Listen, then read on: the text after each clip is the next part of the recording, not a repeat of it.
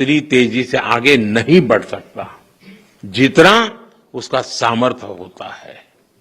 साथियों, भारत के आज के विद्यार्थियों और आने वाली पीढ़ियों में एक सवाल शुरू से ही प्रचारित और प्रसारित किए जाने की जरूरत है। ये हमारा कर्तव्य है। मैं चाहता हूं असेंबली में भी इसकी चर्चा हो। कभी कभी तो एक प्रयोग करके देखिए आप। कभी हमें पता ही नहीं होता है कि हमारे घर में विदेशी चीजें कैसे घुस गई है, पता ही नहीं है।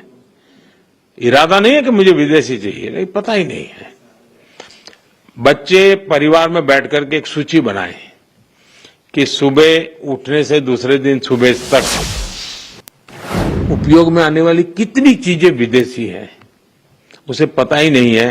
हेयरपिन भी विदेशी आ गई है, कंघा भी विदेशी आ गया है, पता ही नहीं उसको। जागरूकता आएगी तो कहेगा अरे यार भाई, मेरे देश को क्या मिलेगा। और इसलिए मैं मानता हूं कि आप पूरी नई पीढ़ी को आंदोलित कर सकते हैं। जो काम महात्मा गांधी जी ने किसी समय हमारे लिए छोड़ा है, अब पूरा करने का सौभाग्य हमें मिला है और मैं चाहता हूं कि हम लोगों ने करना चाहिए। और मैं बच्चों के सामने हमेशा एक बात उनको प्रेरित करते हुए कहता रहूं, मैं ऐसा क्या करूं जिससे मेरे देश की किसी न किसी आवश्यकता की पूर्ति हो। ये चीज है मेरे देश में नहीं है, नहीं मैं करूंगा, मैं कोशिश करूंगा, मैं मेरे देश में लाऊंगा। अब आप कल्पना कीजिए, हमारे देश में आज भी 1 लाख करोड़ रुपया का खाने का तेल बाहर से लाना पड़ता है। खाने का तेल। हम कृषि प्रधान देश हैं। या तो हमारी लाइफस्टाइल, या हमारी आवश्यकताएं, या हमारी मजबूरियां, तो ऐसी बहुत सी चीजें हैं।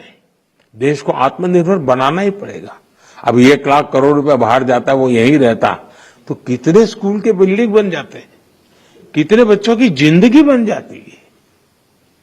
और इसलिए आत्मनिर्भर भारत की बात को हमने अपना जीवन मंत्र बनाना पड़ेगा और हमने नई पीढ़ी को उसके लिए प्रेरित करना पड़ेगा। और देश की आवश्यकता के साथ खुद को जोड़ना चाहिए, ये बहुत जरूरी है।